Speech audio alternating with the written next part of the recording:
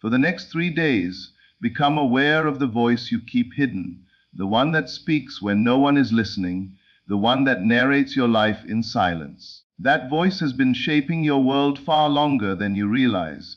Every outcome you call fate, every situation you label luck or misfortune, first passed through that quiet inner conversation.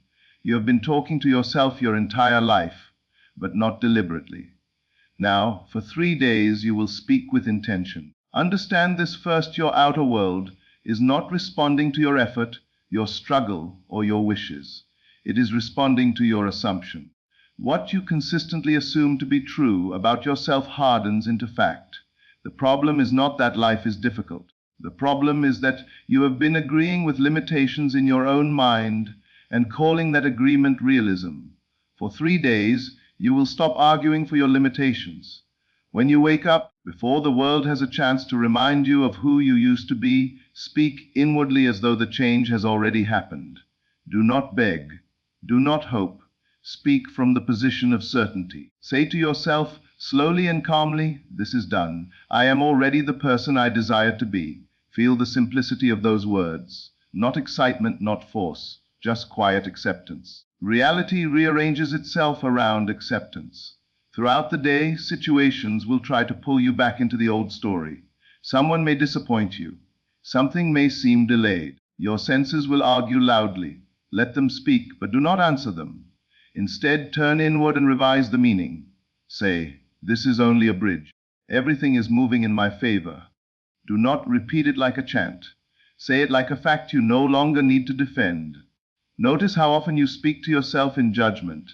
You say you are behind. You say you missed your chance. You say others are more fortunate. These are not observations, they are commands. For 3 days, you will replace judgment with alignment. When the mind says, nothing is changing, you respond, everything is rearranging. When it says, I am not enough, you answer, I have always been enough. Speak gently as one who knows. At night, when the day is over, do not replay what went wrong. That is how you plant tomorrow's problems. Instead, talk to yourself as though the day fulfilled you. Say, today moved me closer. Today confirmed my assumption. Even if the day appeared empty, your words will not be. The subconscious mind does not judge appearances, it accepts feeling. Give it the feeling of completion. For these 3 days, stop telling yourself what you fear. Tell yourself what you choose. Your inner speech should sound like this: I am valued. I am chosen. I am secure. Things work out for me. Not loudly, not desperately, calmly like someone stating their name. The calmer the tone, the deeper the impression. If doubt appears, do not fight it. Fighting gives it importance. Simply talk over it with a new agreement. Say, I no longer identify with that version of myself, and feel the relief of letting go. You are not trying to change the world in 3 days. You are changing the voice that commands it. You may be tempted to look for proof. Resist that urge. Proof follows assumption. It never precedes it. The moment you demand evidence, you confess disbelief. Instead, talk to yourself like someone who expects results naturally. Say, of course it's happening. It could not be otherwise. Let that certainty settle into you. These 3 days are not about positive thinking. They are about truthful thinking, truthful to the state you wish to occupy. Speak from that state. Walk from that state. Rest in that state. Your inner conversation is the seed, and the world has no choice but to reflect it. If you remain faithful to this inner dialogue for 3 days, something subtle will shift. You may not notice fireworks, but you will feel a quiet confidence, a loosening of urgency, a sense that things are aligning without effort. That feeling is the signal. Continue speaking to yourself from that place, and reality will follow the only voice it has ever obeyed, yours. And as you continue through these days, you will begin to notice how natural this inner shift feels when you stop forcing it. The mind was never meant to be disciplined with pressure. It responds to persuasion, to familiarity. When you speak to yourself in a new way again and again, it does not feel like pretending for long. It starts to feel like remembering. You are not becoming someone new. You are returning to a version of yourself that existed before doubt became a habit. Watch closely how your body reacts to your inner speech. When you say something that aligns with your deeper truth, there is a softening, a release. When you repeat an old limiting statement, there is tension. Let your body guide you. Speak in a way that relaxes you, because relaxation is agreement, and agreement is power. The universe does not respond to tension, it responds to acceptance. During these 3 days, you may find moments of silence where you are not talking to yourself at all. Do not rush to fill them with worry. Silence is fertile. In those pauses, gently introduce a statement that implies fulfillment. Something simple like, I am safe or I am supported. Let it float through the mind without effort. These quiet impressions sink deeper than loud affirmations ever could. Understand this clearly: your inner voice is always talking, even when you think it is quiet. It comments on what you see, predicts what will happen next, assigns meaning to every experience. For 3 days, you are not trying to control every thought. You are choosing the tone of the conversation. You are becoming the one who decides what gets the final word. If someone speaks to you in a way that triggers the old story, resist the urge to mentally argue with them later. That argument keeps the old state alive. Instead, after the interaction, speak inwardly like this: that does not define me. I know who I am now. Feel the authority in that statement. Authority does not shout, it simply knows. There will be moments when the mind asks, what if this doesn't work? Do not answer that question directly. Answer it indirectly by shifting your self-talk to, I always land on my feet, or things resolve themselves for me. The mind stops questioning when it senses stability. You are teaching it a new baseline. As these days pass, stop labeling events as good or bad. Label them as transitional. Say to yourself, this is part of the rearrangement. When you remove emotional extremes, you remain centered, and from that center, your assumptions impress more deeply. Emotional neutrality combined with certainty is far more powerful than emotional highs mixed with doubt. Notice also how you speak to yourself about time. You say things are taking too long, that you are running out of chances. For these 3 days, change that language. Say, everything arrives at the perfect moment for me. Say it when you feel rushed. Say it when you feel behind. Time bends to the one who is no longer afraid of it. When you look in the mirror, do not scan for flaws. That habit trains the mind to search for confirmation of inadequacy. Instead, look briefly and say inwardly, this is the reflection of someone becoming. You are not affirming perfection, you are affirming movement, and movement is life. If fatigue appears, do not interpret it as failure. Fatigue often comes when an old identity is loosening. Speak kindly to yourself then. Say, it's safe to rest. I don't have to push anymore. Rest spoken with permission restores faster than rest taken with guilt. At night, as you drift towards sleep, let your inner speech slow down. This is not the time for effort. Speak as if you are already drifting in the result. Say, I'm grateful it worked out, without specifying how. Gratitude spoken in advance is one of the clearest signals of assumption fulfilled. You may dream differently during these days. Pay attention not to the images, but to the feeling when you wake up. If there is lightness, even briefly, acknowledge it. Say, this is proof of alignment. You are not looking for signs outside, you are recognizing shifts inside. Throughout these 3 days, stop explaining yourself mentally to people who are not present. Those imaginary conversations drain energy and keep you tied to old versions of yourself. When you catch yourself doing this, gently interrupt and say, they already see me differently now. Then move on. Do not rehearse the past. Speak to yourself as someone who expects cooperation from life. When plans change, say, something better is organizing itself. When obstacles appear, say, this is redirecting me correctly. This is not blind optimism, it is disciplined interpretation. Interpretation creates experience. As you continue, you will realize that your inner voice is becoming slower, steadier. There is less urgency, less emotional noise. That calm is not emptiness, it is confidence settling in. You are no longer chasing outcomes because you have stopped chasing validation from the future. If old memories surface, do not analyze them. Analysis keeps them alive.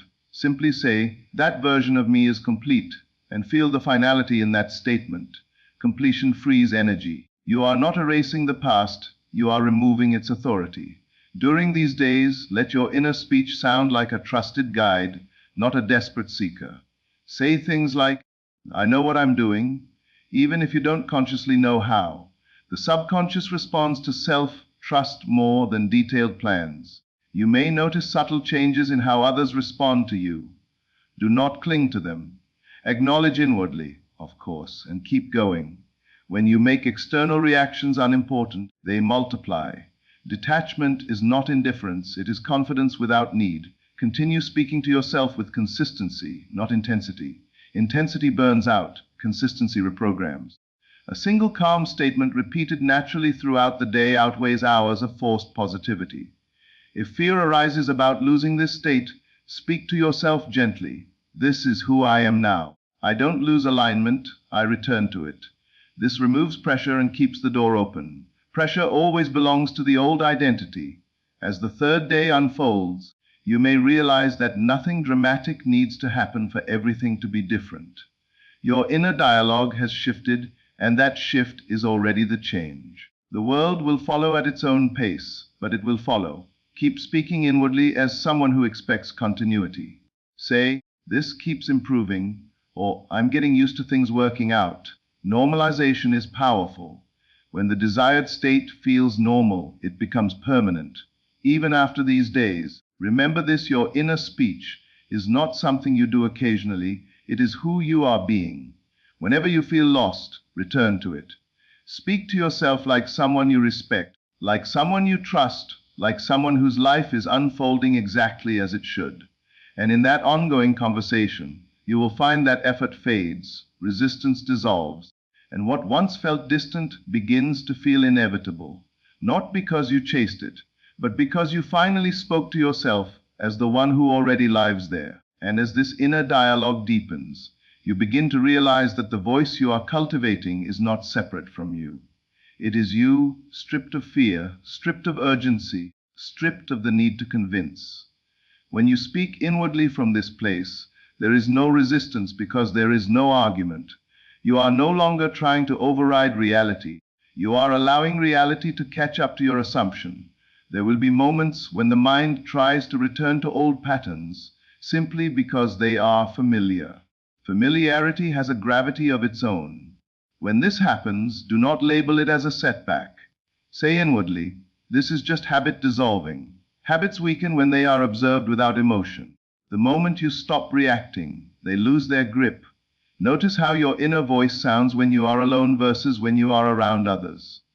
Often, you soften or diminish yourself inwardly before anyone else has the chance to do it. For these days, stop preemptively lowering your own value.